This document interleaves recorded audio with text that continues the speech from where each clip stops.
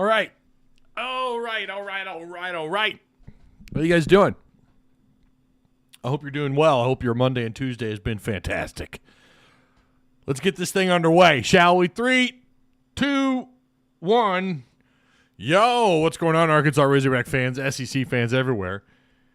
Welcome to Tuss Talk with Ty. Yes, I'm wearing my Rams cap as the Rams do play tomorrow night against the Bills, Thursday Night Football. I'm just trying to keep the good luck thing going. That, and I didn't want to mess with the hair.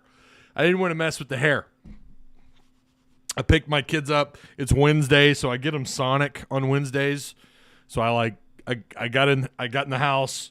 I had everything already situated before I left to go pick them up, sat down, and then I looked at I had this wild thing on top of my head, and I was like, no, we ain't doing that, fam. We're not doing that. I'm just going to put the old Ram cap on. That's what I'm going to do. So it wasn't really planned way ahead of time or anything. But I do want to keep the good luck thing going on like I did last year with the Aaron Donald jersey behind me. So, all right. Sam Pittman did talk with the media today. I listened to it. I listened to the Zoom call while I was at Sonic, actually. My kids thought they didn't know who I was talking to. They were like, who is that? I'm like, that's the head hog, girls. That's Sam Pittman. That's Boss Hog right there. That's who that is. So they thought I was going to get on the phone with Papa Hudson. Nope, it was the one and only Sam Pittman. Not me. Obviously, I was just there in the crowd with the media. It's not like, there was some kind of ongoing conversation between Sam Pittman and myself. Although that would be a lot of fun if I could ever make that happen. So he did talk about Slusher and Catalan. Talked a little bit about, a little this and that, but I think the biggest takeaway is, the Catalan Slusher talk. A lot of rumors. We'll get into that and more. I want to say, of course, thank you guys. Special shout out to Patreon supporters. We got that. We got the new month of August in. Look at you guys. And we got some OGs that are still on here, by the way. Like people that have just not stopped being Patreon members for a minute. Dating all the way back to 2018. Tyler Edmondson. Daniel Hadley. All the way back. Those two are all the way back in July of 2018. Timothy Wisent, September 6, 2019. George Rector, Randall Hunt. These are two guys on the same day, October 21st, 2019. Anthony White, John Goodman, William Watkins.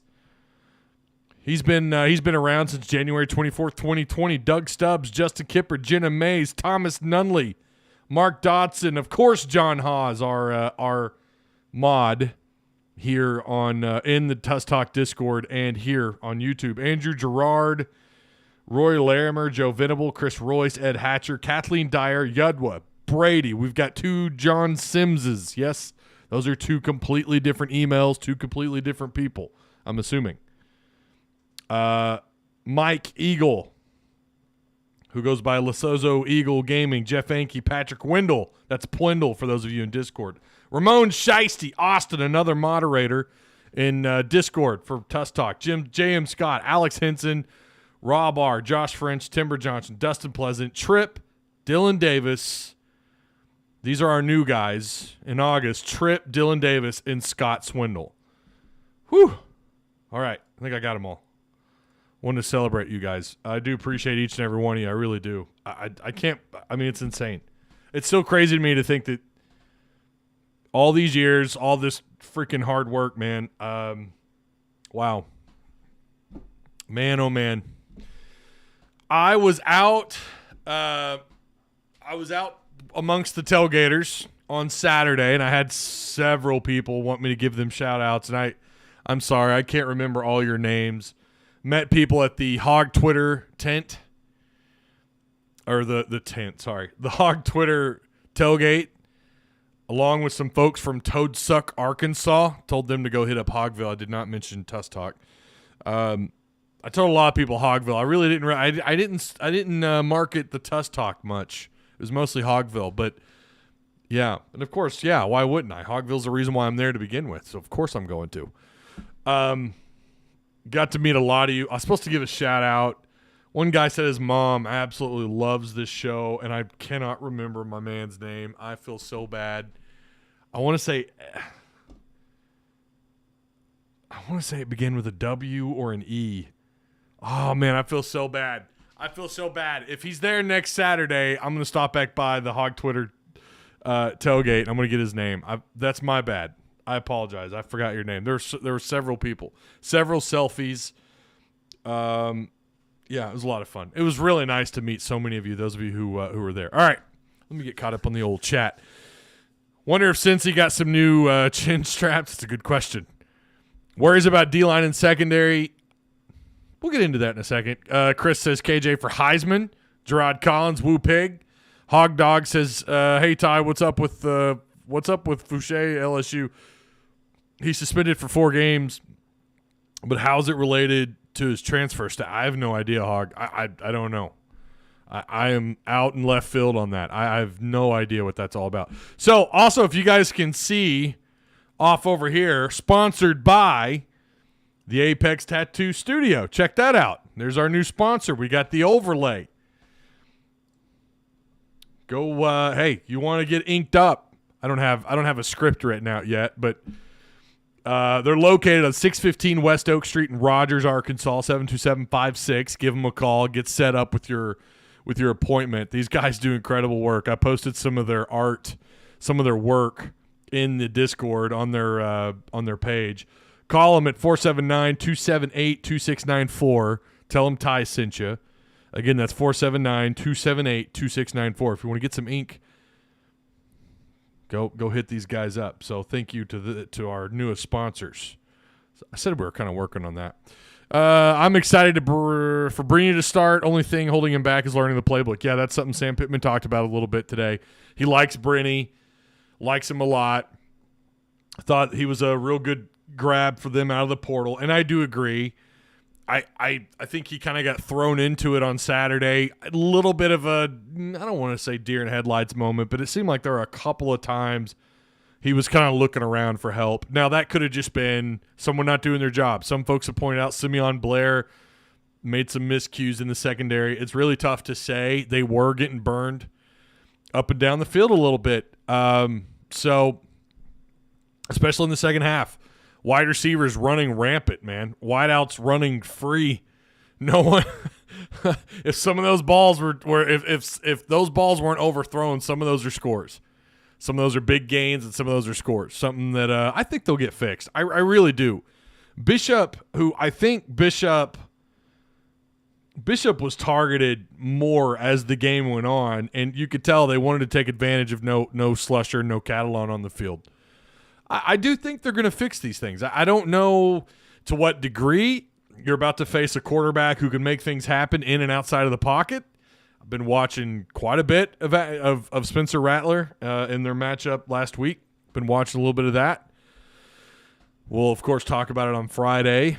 Tomorrow, Dudley Dawson and myself we're going to get you guys started. Dudley's going to get us started off with the pregame, talking about that matchup between Arkansas and South Carolina. So, again, if you guys have any questions or comments, please fire away. I also want to say, before we get into this, oh, my gosh. I was on Mark Rogers. Listen, Mark Rogers, it's not scripted, right? Like Mark Rogers, you just go in there, you answer questions, and he'll just throw them out there, and some of them kind of take you by surprise, and he does a great job. Mark is one of the best in the business, if you want my opinion. I mean, Mark is really good at what he does. There's a reason why he has the following that he has, and the viewer count that he has, and the people that want to work for him. He's got kind of his own small staff. He'll ask me a question, and in the moment, I will answer them as truthfully as I can. And you guys know me. Those of you who've been around long enough, like, you know, I'm not negative for the sake of being negative. I call it as I see it. And that clearly triggered. We've got someone, I mean, this dude he's gone to multiple videos. I'm sure he left a nasty comment on Mark Rogers on that video that I'm on. I don't know. I don't care. I didn't read it. I don't go back and read those comments anymore. You say one negative thing about the Razorbacks, and it catches the wrong person at the wrong time. They're going to leave some nasty comments, and Mark doesn't delete them, and I'm glad that he doesn't. At least I don't think they do. I'm glad that he doesn't. I don't go back and read the comments. This guy, Kyle Spicer, has gone. I actually was told to take his comments down. This guy has taken some cheap shots at me over my comments on that show. I don't think what I said was that bad.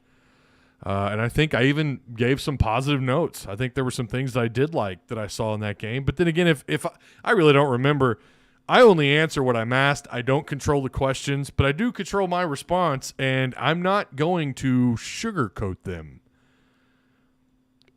You can either cope and move on. You're more than welcome to leave your take on, especially on his show. But coming at me with kind of some low blow personal shots, come on now, you're better than that, I would hope. Then again, I don't know Kyle Spicer. But I think some people need to get a grip on life. Man, I don't hide that I am a Razorback fan. I'm also a member of the quote-unquote media. I still don't like saying that. But I'm paid to do something, right? It's to give you my honest feedback on what I see. And what I saw Saturday wasn't kittens and puppies, okay? There was some ugly stuff. I do think a lot of it was rust. I think a lot of it was, these guys had to deal with hitting each other all through spring, and then eventually into fall camp. I still have questions about the talent and the depth on defense. I think that was something that I pointed out quite a bit all through fall camp and even in the summer when I would go live here. They have some issues. And I think those issues kind of showed up Saturday. Again, I don't think that these are things that they will not get better at. I think they'll have – to me, it looks like the kind of year similar to last year. They may have a game where they're outstanding, and they're going to have a game where they take a couple steps back in some areas. I think that's what it's going to be, just like last year. They got to stay healthy, and that's something that's outside of their control. If I had to grade that game like a B, C, D, I'd say honestly it was probably a C+.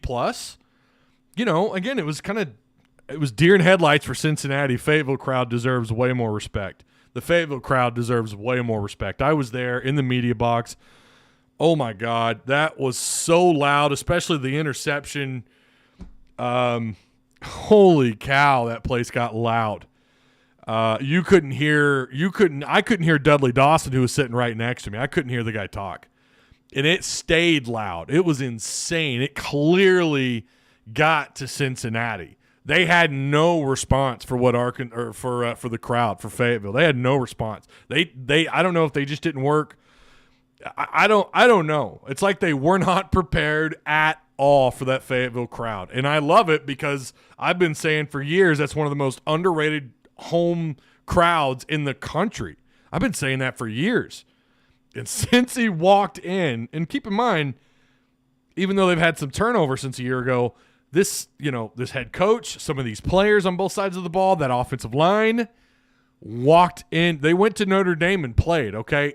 I would argue, and I haven't listened to their post-game stuff yet. I would argue that the Fayetteville crowd probably trumped that Notre Dame crowd. I would argue that. I would at least argue that, and maybe they would say different. Maybe they have said different. But that was insane. It's also possible I was up in the media box. I've never experienced anything like that. Maybe you're just right at the right place. I don't know. Arkansas, that Fayetteville crowd was insane. I cannot imagine if that was a post 6 p.m. kickoff. You add in a little more alcohol, oh my God, that place would have been insane. It already was. It was crazy. So, yeah. I do think that there are some glaring issues that Arkansas on defense, they're going to have to figure out, and they're going to have to do it possibly without Catalon for a little while and possibly without Slusher for a little while. You're going to have to rely on Latavius Brenny. McLaughlin hopefully will – I feel like McLaughlin's going to make a strong push. I think he worked with the ones yesterday in fastball. Pretty sure I saw him working with the ones during fastball. I think he's going to push Bishop. We'll have to wait and see kind of what happens, especially with Slusher's spot. But there are certain areas that in the secondary, I don't know. I don't know how they fix them. I think they can. I think the plays we got beat on were blitz plays. They blitzed a lot more, and I loved it. I don't mind. Listen, if you get beat because you're bringing the house, if you've got a man-on-man situation, Hudson Clark or whether it's Bishop on one side of the field or the other, doesn't matter. They're going deep. They're running fade or goes down the sidelines, and you're bringing the house and they get beat, it happens.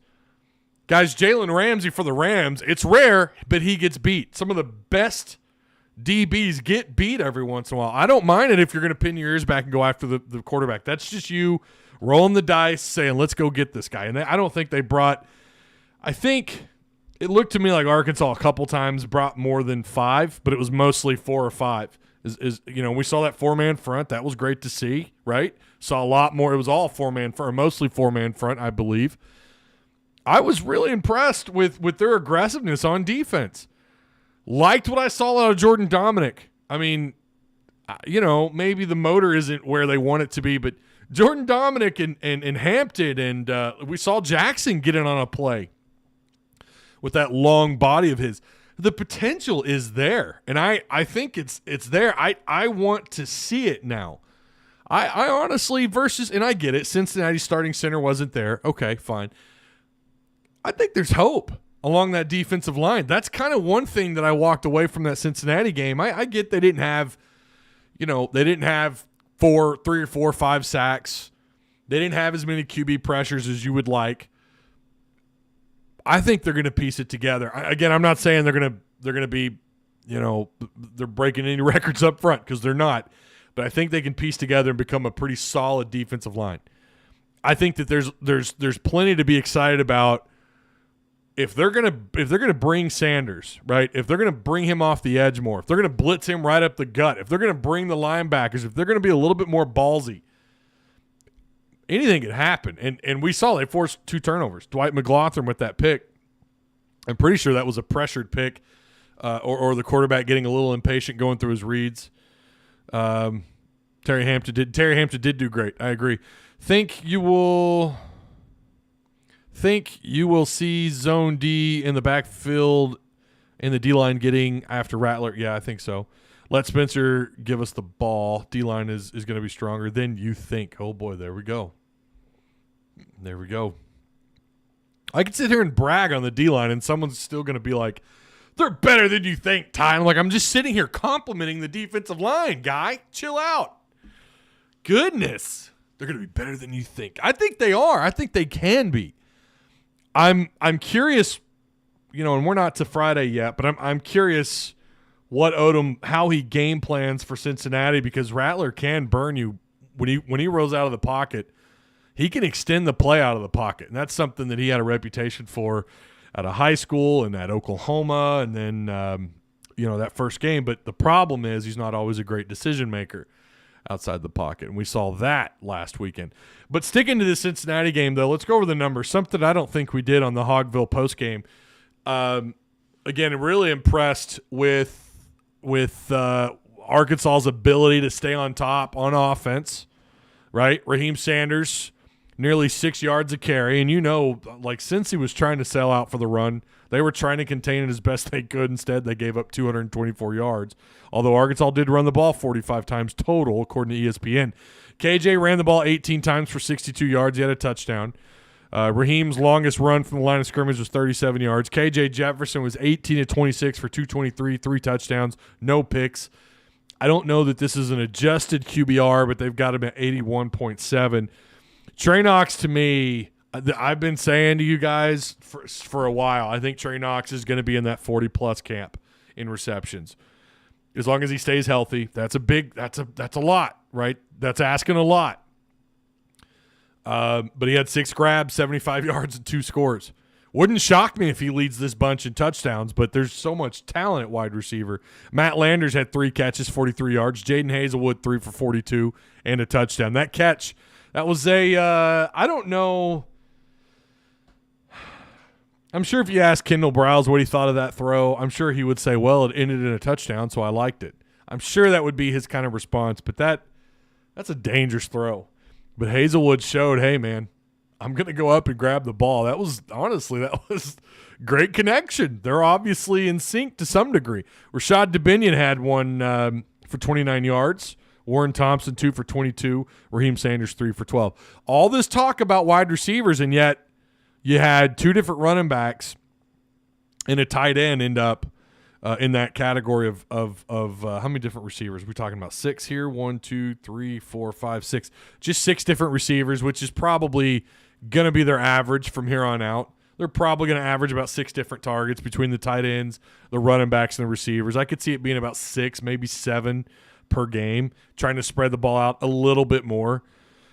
But Trey Knox just, man, he impresses, doesn't he? I mean, Trey looking like an NFL tight end out there, man. If he keeps this up, someone pointed out, run blocking is still something. He missed a block. He missed a block, but you know what? He made up for it. He had those 2 touchdown grabs, 6 catches, 75 yards. Jordan Dominic on defense, again, did not play a lot, but when he did play, he came in out of the 2s and made a great play. I'm going to say this: as hard as we've been on Hudson Clark, of the DBs that played, I think Hudson Clark had a pretty strong. He definitely had a better game, I think, than Bishop. He did miss some open tackles. He missed at least 1 tackle. That's fine. Look, man, he's a corner. They're not always going to make tackles. They're typically the worst tacklers on the field. I mean, on the defensive side of the ball, they're not used to having a tackle in the open field unless they're seeing a lot of screens their way or a lot of comeback routes that result in positive yardage where the receiver can step into his footing and turn around and make a play. Corner's got to be there if he's in man coverage. If he has no help, if there's no linebacker in the area, if there's no safety in the area, he's got to be able to make that open field tackle. And that's something that Hudson Clark typically does. He missed 1 or 2. I'm chalking that up to just rust. It was just a little bit of rust. I think it was, again, not deer in headlights. Well, it was for Cincinnati. But it was like, okay, we've got a pound of rust on our shoulders. Let's figure this thing out. Similar to the Rice game, except in the Rice game, a little bit different first half versus what they did in the second half. I mean, Arkansas led this thing. They had 7 points in each of the first 2 quarters, 14-0. And then Cincinnati came out and scored 17 points in the third quarter. I mean, they go from nothing to 17 points in the third quarter. Like, that has got to be something they're looking at. I don't know. It didn't look to me like they made a lot of adjustments. Clearly, also, we had to talk about Catalon and Slusher not being available. That certainly had an impact on the game. Absolutely. Hell, Hudson Clark missed a couple of series, I believe. I think in the second quarter, if I remember correctly. And then they got 7 points in the fourth. Meanwhile, Arkansas ended up with 17 points in the second half total. They marched down the field that first drive in the third quarter, 12 plays, 75 yards. It was not a struggle for them at all. I think the question is Rattler and that offense of South Carolina better or worse than Cincinnati, and will they be able to do the same now that they've got some film, now that they're aware that there's some guys on Arkansas's defense that are banged up, a couple of guys. Well, one of them is a potential star. The other one is absolutely a star. How does South Carolina prepare? And that kind of makes you a little nervous. A lot of newness in that Cincinnati offense, and for them to walk out in that third quarter, 12 plays right down the field, didn't seem difficult at all. Now, again, I think some of that was these guys, okay, we don't have Catalon and Slusher on the field. A lot of newness for some of those guys in that secondary trying to figure things out in a very short amount of time. Now they're going to have time. Did not see Slusher or Catalon. No, I didn't go to practice on Monday. I went yesterday. We thought we saw a number 1 on the field. Myself and our photographer, John, for Hogville, was not Catalon. Catalon and Slusher were not on the field. Slusher definitely wasn't. Catalon was not. No idea what these injuries are. No idea how long they're going to lose these two guys. I have no clue. They need them back. I mean, I'm not going to lie to you. It makes you a little nervous with those two guys gone. Clark is our best corner, but McLaughlin is a close second in the most and has the most potential. I agree with that, Chance. I think that's a good take. Yeah. Is he going to play or not? That's the question. Who are you talking about? If you're talking about Catalan, I don't know. I don't think so. Bishop was getting beat like a rented mule. That poor mule. Yeah. Yeah, he was struggling. And that surprised me. It really did. And what they told us early on in fall camp was that Hudson Clark, it was only mentioned once, maybe twice, that he has improved in his man-to-man cover skills. You can't coach speed. There's nothing you can do about that. I have no idea what his official 40 time is. Otis Kirk and I have talked about that a lot. No idea what his official 40 time is. But he definitely struggled last year in man coverage. I got to tell you, I went back and watched a little bit, and he had the best game of any corner on the field. Yeah, Dwight McLaughlin had the pick. He did, but I think he also gave up a couple of other plays downfield a little bit. I think he missed a couple of tackles. Again, this is stuff that's typical of a corner. Like, they're not going to be your best tacklers on defense. It's your linebackers, your safeties, your defensive linemen. Hudson Clark, I think if he can build off this game, yeah, he didn't have those moments. He didn't have a pick. He didn't have a forced turnover. But we weren't talking a lot about him getting beat downfield. That's a good thing. That's a good thing. KJ was taking a pretty good beating as well. Joe, I know Kendall Browse will again, he's going to say whatever it takes to win. But, man, 18 carries is a lot. On top of the hits that he took back in the pocket, I'll be honest, I don't have a number of how many times he got hit. But that's a lot of contact for a quarterback. And I get it, he's a big dude, big body, big frame. But I just don't know. I would prefer that he didn't run the ball 18 times. But at the same time, I get the argument that, when you got it, and you got to keep giving it to him, right? You got to keep letting him do his thing with the ball. I get that. But, man, Rocket was running the ball really well. Rashad DeBinion, did you guys see that cut? Kevin McPherson and I talked about that. Did you see that cut that he made off the give? I think he was heading towards, I want to say he was in between the left tackle and left guard, and he kind of made that cut right inside. It was beautiful. So much burst and speed. A.J. Green had three carries for 18 yards. That's 16 yards per. DeBinion had a 13-yarder from the line of scrimmage. A.J. Green, his longest run was 6. And KJ's just taking a beating. I get it. This game was close. Hogs win 31-24. It's a close game. Arkansas has that lead going into the half, and then, since he just comes out the gate in the third quarter and plays really well. I understand that. I get it. But, man, oh, man, I just don't want that guy taking 18 carries. I just would rather they keep giving the ball to the stable to the backfield that they have. And, yeah, they didn't have Dominic Johnson. By the way, Dominic Johnson was not in green jersey yesterday, so that's huge. Dom John out there without the green is good. Is he 100%? I don't know. It's tough to tell.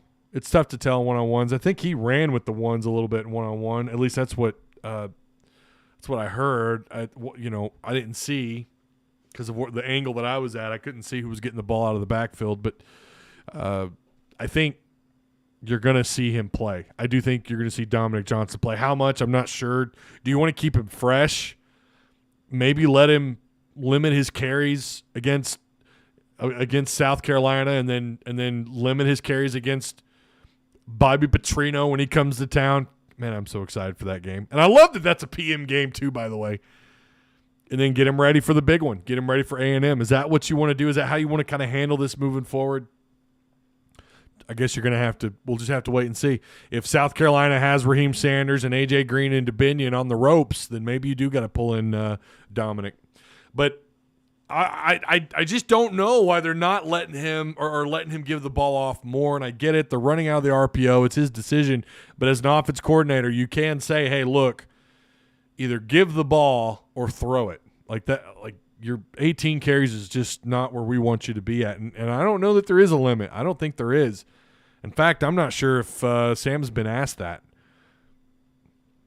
Play calling was obvious. We need a new offensive coordinator. I will say in the first half, I did think the play calling was a little sus. Yeah, I'm not alone in that, and Johnny agrees. I don't know that they need a new offensive coordinator. I'm not going that far. I think that might be a bit much. I think some of the situational play calling is just sus. The double pass, good Lord. Oh, my God. And I get it. Hornsby managed to get like 13 yards out of that, but he was supposed to throw it. I don't know that you want to replace the offense coordinator, but you don't want to do that. I like Kendall. There were just times, again, I wasn't the only one in the media box, just kind of like, what are we doing on offense? What is this? Have they decided? Did they decide a name? Scott wants to know, have they decided if they will call the mascot the Cock Commander? Oh, that's good. Did they decide? Because I don't know. Bryle's situational operation is shitty. Okay. At least there wasn't a double reverse. There was a double pass. I was in my car, but that's what Chuck called, was a double pass over the radio. And Malik Hornsby tucked it and ran. Correct me if I'm wrong. He's called the general now. Oh, they just call him the general. We can move the ball when we want to. I mean, I don't know. I think the jury's kind of out on that right now. I don't know. We'll see. Who knows, man? Cincinnati's defense could be chock full of all-conference and all-Americans. I don't know. I did think that it just felt like at times they just knew what was coming right at them. They read some of the offense like an open book. Sam wants high-paced offense. You can't do that throwing short passes. Yeah, a lot of short, intermediate throws. Not a lot of stretch in the field. Not a lot of long balls, and we just haven't seen that a lot. Rhett says, what up, Ty? Woo, pig. Hogs win by 14 this weekend. Colonel Sanders was taken already. That would have been a good name. Colonel Sanders would have been a great name. Yo, Ty, congrats on all your current success. You deserve it. Hey, I appreciate that. Hog president in 1991. Thank you. I appreciate that. I really do. Did y'all see Cam Ball push the running back? Yeah, I saw that. He says it was a mistake, or he didn't do it on purpose, is what he said on Twitter.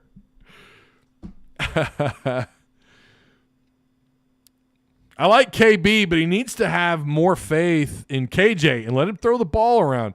Yeah, again, I think that's a good question for Kendall maybe. Is this how much are you letting KJ control what's happening on the field? You know, when you're talking about the RPO, because remember, it's either give to the back, keep it, or throw it. It's based on what you read from the defense. You know, last year the biggest question was, and you guys talked about it, I talked about it, first down, you know what's coming. It's going to be a run. It's going to be a run. 1st and 15, 1st and 20 off a penalty. It's going to be a run. It's just what it is. And yeah, I agree. It's got to, you got to take what the defense gives you. I completely agree with that. But there were times when the run was not working the way they wanted to, and they just kept running the ball. Chad Morris is analyzing almost up to 60% of the USF offense this year. Oh boy. Eric Fountain says Kendall Browse is not an issue. No, I don't think he's an issue. I do wonder how much they're letting KJ run that offense. That's what I'm curious about. That's my question. How much? I mean, I'm assuming he's letting him do his thing, but I just sometimes I wonder. I mean, I don't know. Ty, I'm boiling bacon. You changed my life. I told you guys, boil that bacon. Not that bacon's very healthy for you, but it is a healthier alternative. And it is so good.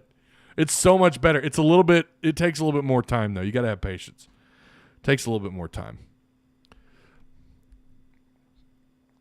T-Dub, who's also Long-time Patreon supporter. I mentioned that earlier. This guy's been a Patreon supporter going all the way back to September 6th, 2019. Do appreciate you, man. If KJ wants to be a leader, he has to start throwing the deep. Yeah, if he's just, I don't know. I don't know if I don't know. I don't know if he's just not seeing it downfield or if Kendall Briles is telling him, you know, we're going to nickel and dime or we're going to give the ball off and we're just going to run because that's our identity. The issues with the secondary coach, well, I mean, secondary is going to have some growing pains this year. There's no doubt. And now you have these injuries and I don't know. I mean, I don't know, man. They need Catalan and Slusher. And Slusher was balling out too, man. Slusher was off to such a good start in that ball game. Laying the lumber. He only had 3 tackles, but he did have a tackle for loss. And he's so physical when he makes contact, similar to Jalen Catalan. He doesn't have the power that Catalan has, but he certainly could play with that level of physicality that you want out of that position. And someone mentioned Terry Hampton. Yeah, he had a tackle for loss. Arkansas ended up with 8 tackles for loss. Unfortunately, Cincinnati ended up with more. They had 9. I think Dudley put it best. He said that the offensive line play overall was about average, and I think that was right. Ty, will the dime solve our problems? Dime coverage? No. Wouldn't shock me if we see them move back to a 3-man front a little bit. Or more multiple looks to help out. The problem is can you do that? Like, how deep are you really in the secondary? And can you run that defense that we saw so often last year? I don't know. We better hope. Oh Lord, South Carolina special teams. Yeah, we're not even there yet. I was going to save a lot of that for Friday, but you guys are bringing up some good points about South Carolina. KJ is the man, and I bet we come out and score 50 points this week.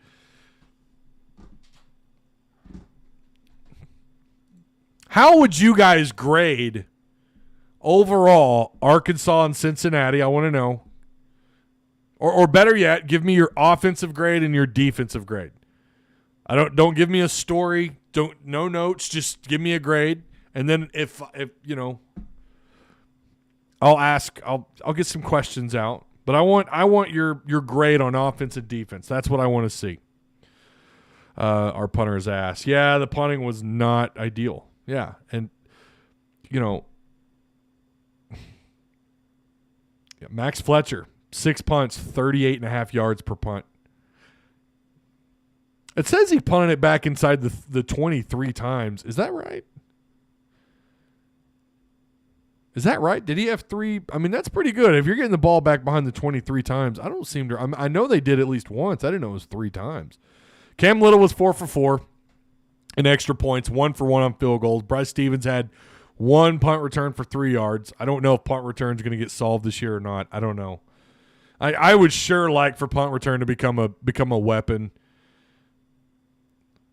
You know, these guys punted the ball just 4 times, but 1 return for 3 yards. Like, this has just been – it hasn't been a problem for punt coverage teams against Arkansas in years. And Bryce Stevens is a speed guy. He really is. But if he can't get the job done, I kind of hope maybe they will eventually move someone like Isaiah Centennia back there returning punts. Or somebody. And Bryce Stevens is supposed to be one of the fastest guys on this roster. And I don't know if it's him. I don't know if it's how they block on punt return. It's just been an issue. And I want to see that. I'd love to at least see that be a stat where you're getting about 8 to 9 yards of return, with maybe once in every few returns, every 6 or 7 returns, maybe a little more than a few, where you're maybe getting a good 20-yarder downfield, 15, 20-yarder. You can bring the ball out from behind the 20, run it upfield, and the next thing you know, you're at your own 35 or your own 40. We haven't seen that. And that's why to me, it's, you know, part of the reason why I think Arkansas oftentimes on offense is starting from behind their 20. Starting, when you think, well, we just won a battle on defense. We have now forced them to punt. If only we had the ability to be a threat on punt return, get at least 10, 15 yards downfield off the return. They just haven't been able to do that. Sam Pittman, Coach Fountain, it's not been a thing. Special teams has improved. They did get a penalty, by the way. I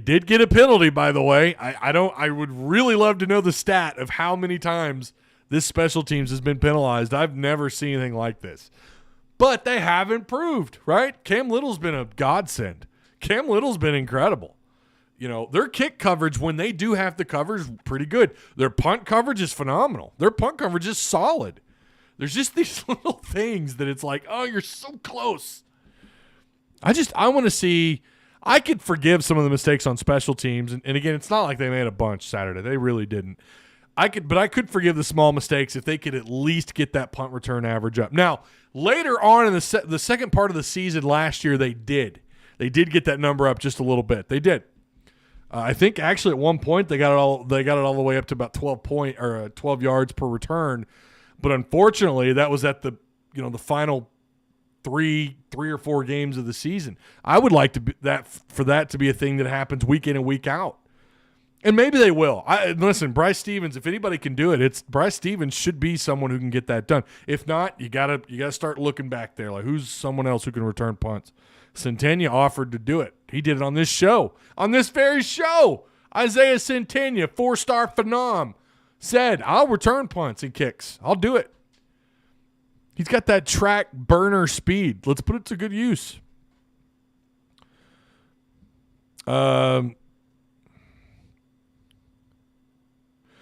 see. Come on. It was the opener. Biggest jump in performance from week 1 to week 2. Hogs by 14 this week. Yeah, I think I don't know if you're pointing that at me. I don't think I'm that hard on them. I think I've been pretty fair. Time am I being unreasonable by expecting more out of the defense?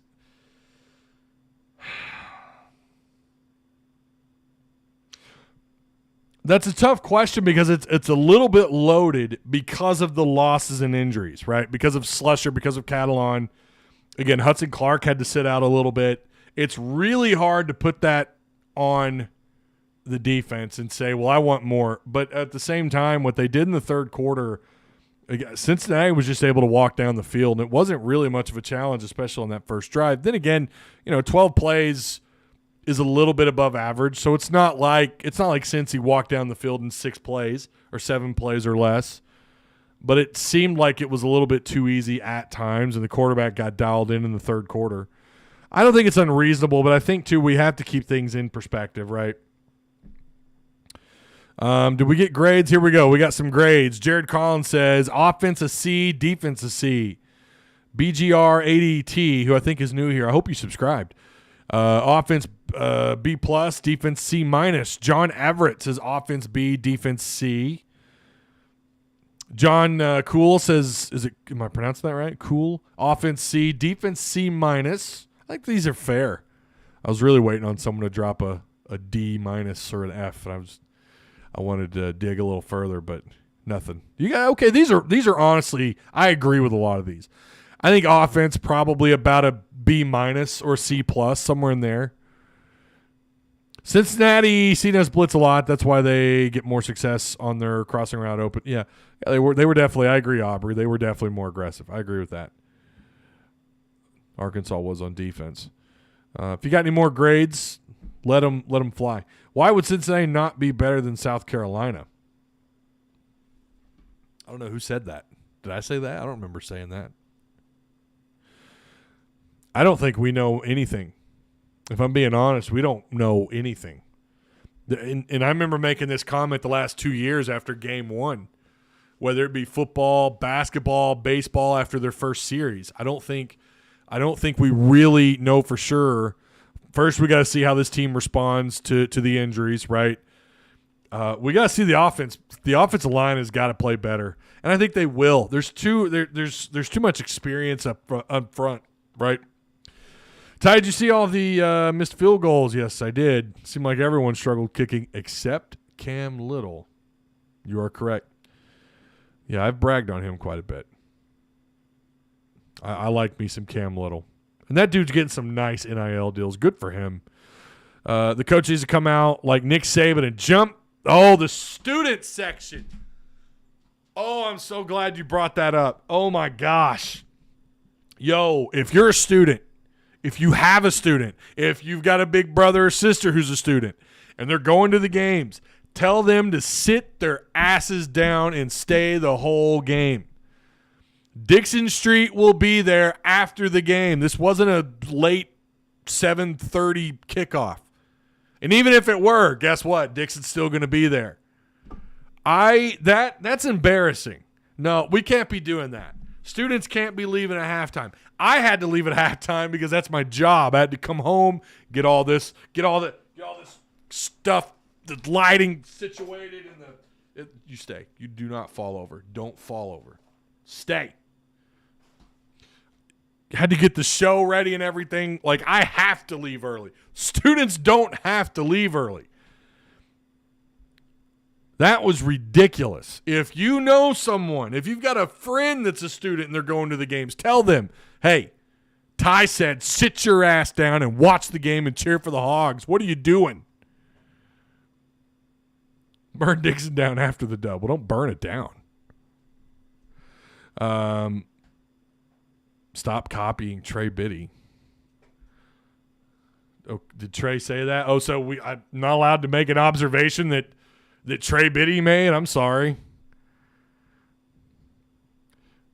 Josh Garr says offense B-, defense B+. Okay. First half C-, second half he didn't finish it, doesn't look like. Trey said the same thing. I'll be honest, I have not had time to watch Trey's video. That's not a slight on him. Trey's a good dude. I just haven't had time. Shit, I barely had time to watch the rest of the game.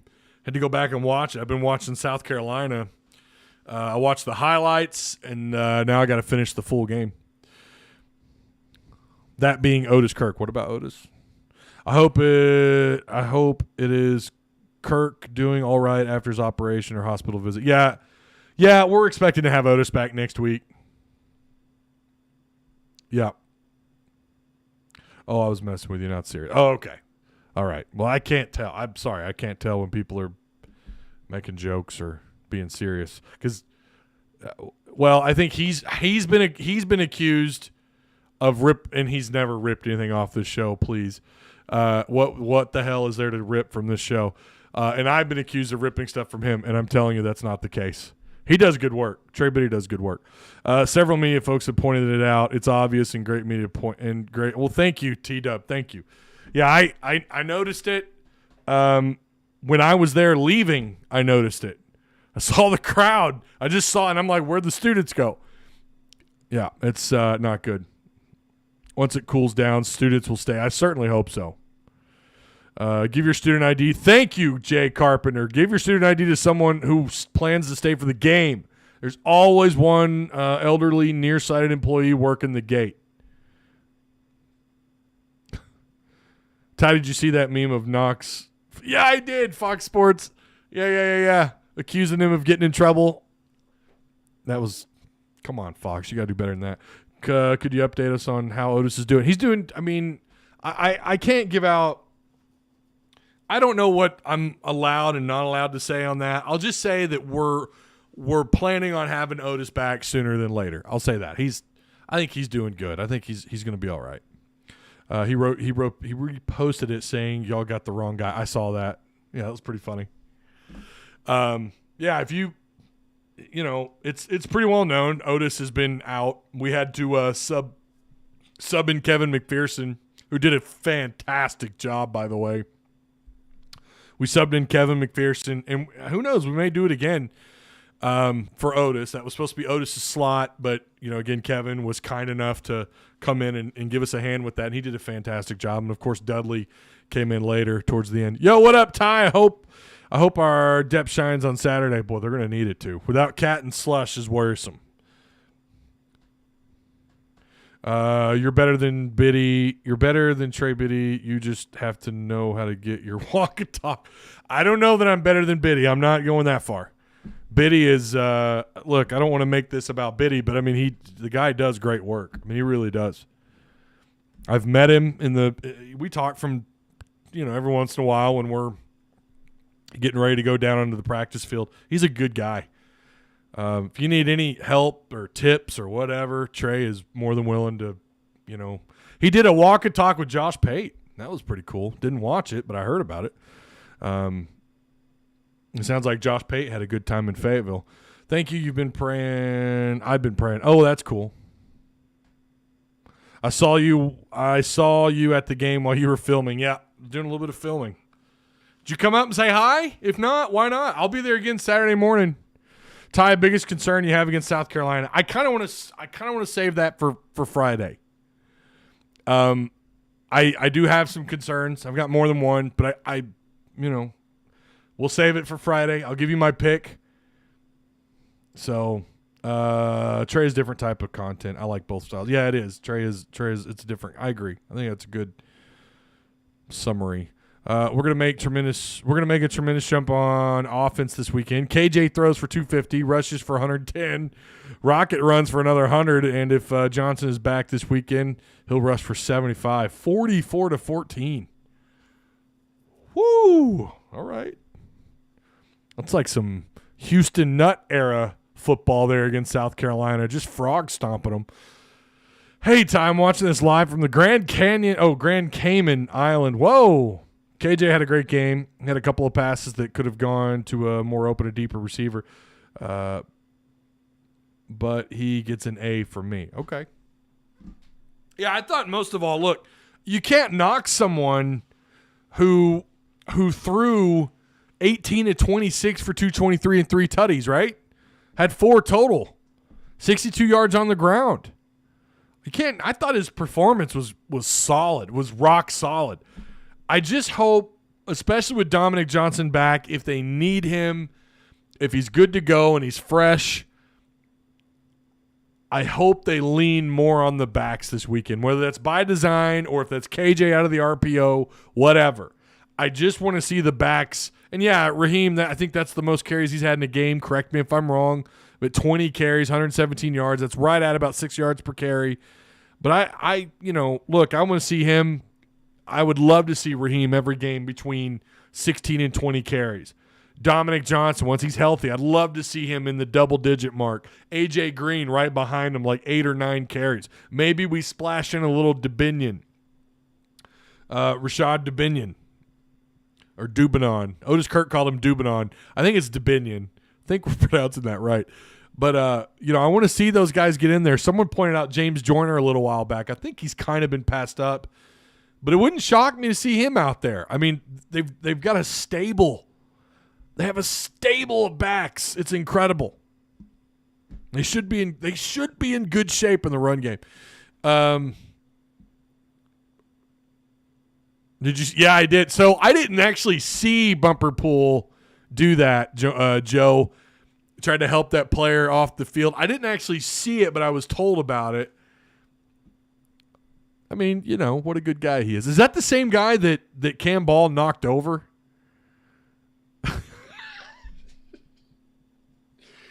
Get off our field. 6 yards per carry is great. It really is. It is. Yeah, you're going to take that. Just competent special teams would have gotten LSU the game. Oh, yeah. Yeah, you're not wrong about that. What a week one. What a week one for college football, huh? Hell yeah. Ty, I got here late, but do you think there's what do you think the chances are of seeing Slush and Cat or Cat? I think Hogs win big. If you're talking about this Saturday, which I think you are, Tim, Mr. T-Dub, I don't know. I really don't know. Either Sam is underplaying, doesn't want to fully give it away that these guys aren't available. I really don't know. I don't know. I don't have an answer for you right now. Right now, if I had to guess, I would say you probably don't see either one of them. If I had to guess right now, I've heard it could be concussion protocol. I forget what that is. I think you have to sit out for X amount of days. I think if you struggle in the protocol, you're not cleared to play for that following Saturday. Finally made it live. Hey, welcome. The Drooby Dooby Doo Show. I love saying that name, by the way.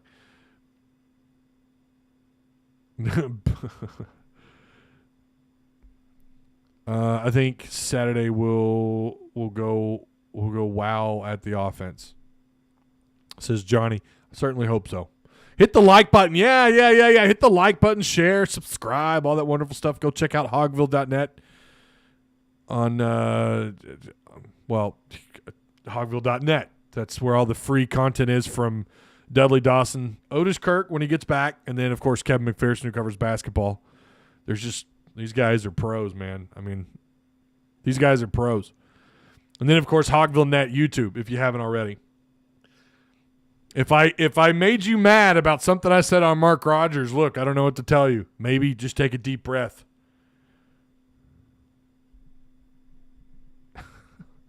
Hit that like and share for my guy Ty. There you go.